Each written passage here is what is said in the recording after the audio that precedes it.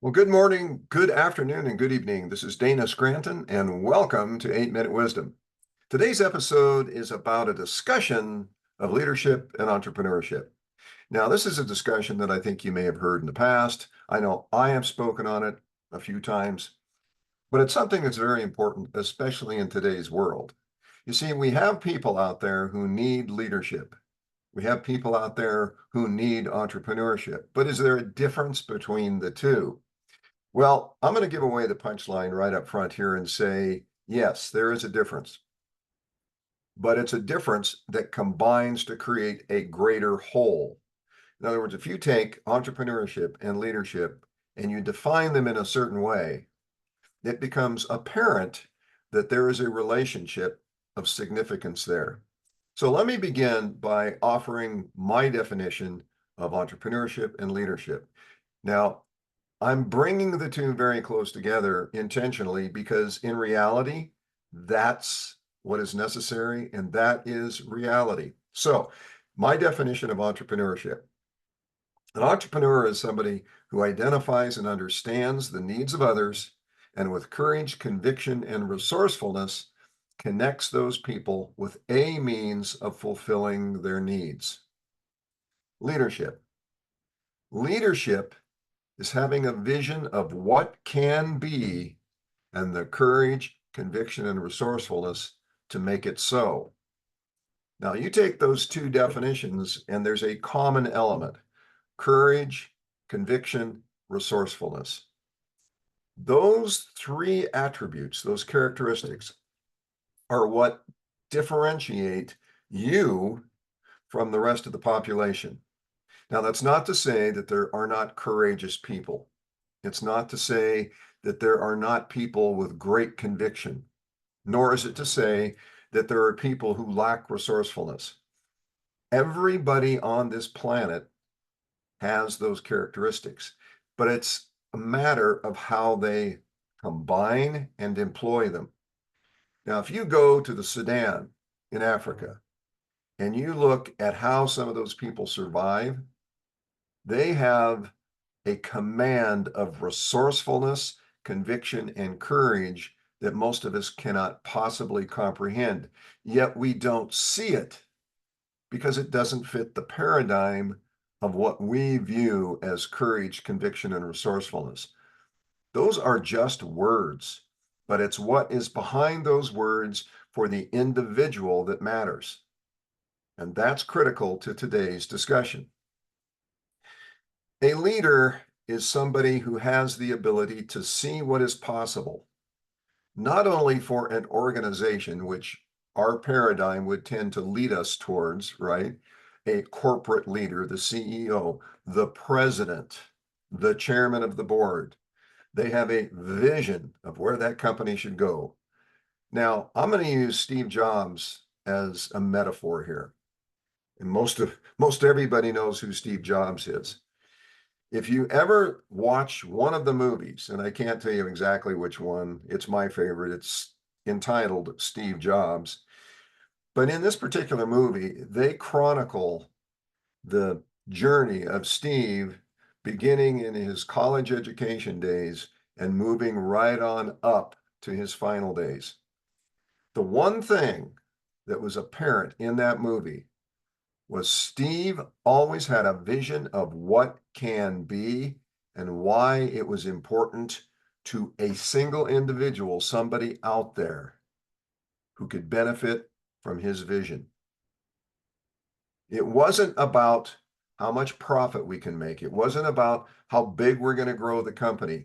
When people took over Apple and ousted Steve Jobs, Apple started downhill because those people embraced the conventional paradigm of what a leader was. A leader is somebody who has a vision of what can be and the courage, conviction, and resourcefulness to make it so. Now, let's flip to the entrepreneur side. An entrepreneur is someone who identifies and understands the needs of others. Now, it's not to say that a leader doesn't do that, but this is one of the primary objectives that an entrepreneur lives by. An entrepreneur, to succeed, has to identify a need. And then they have to figure out how to fulfill that need in a manner that secures the success of the people that they targeted. In the movie that Steve Jobs was chronicled in, he talks at one point about, we've got to make this thing work like an appliance. It's got to be usable by some grandmother in Nebraska. That's a paraphrase from one of the things that was stated in that movie. As an entrepreneur, we understand that the individual is what matters the most. The summation of individuals is what we call a market.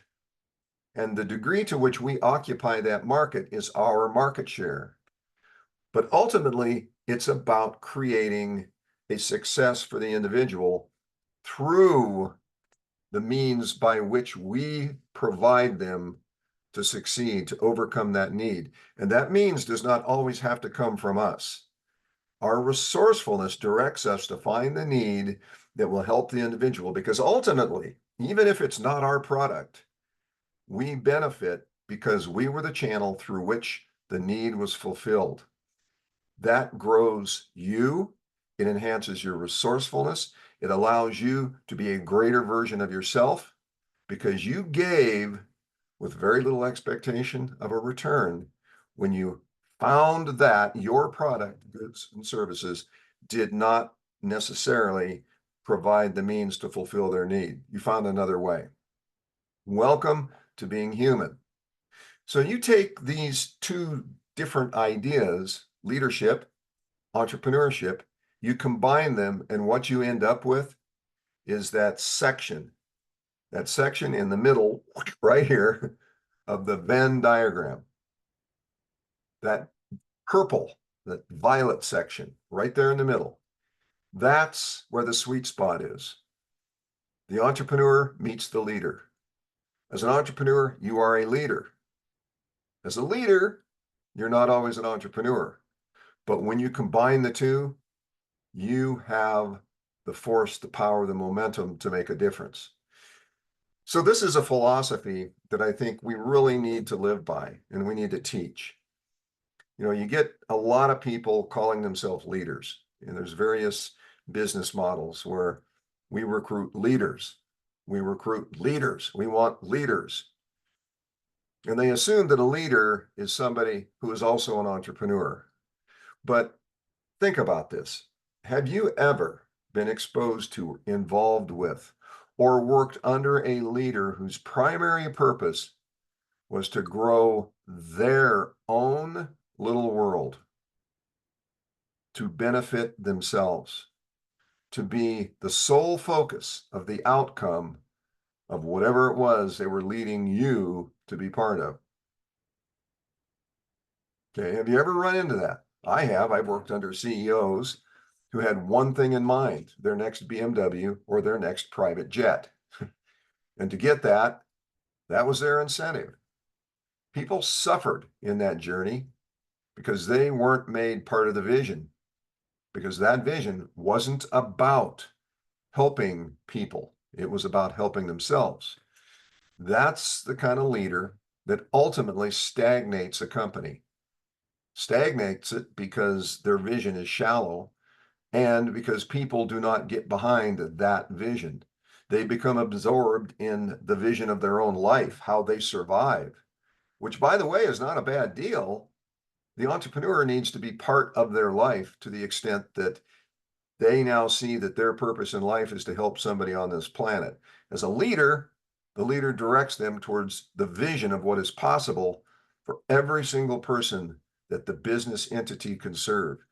That business entity, if you are a solo entrepreneur, is you. You're the business entity.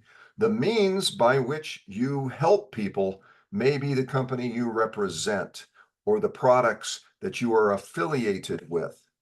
So this is a rather deep discussion on a very superficial level, but I wanted to share that with you today because this is something that we collectively as entrepreneurs really should embrace, because it is the means by which we will change the world for the better. Well, I hope you got some value out of today's episode. If so, leave a comment. I appreciate it.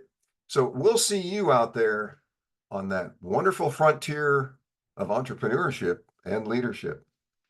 And of course, in the next episode, take care.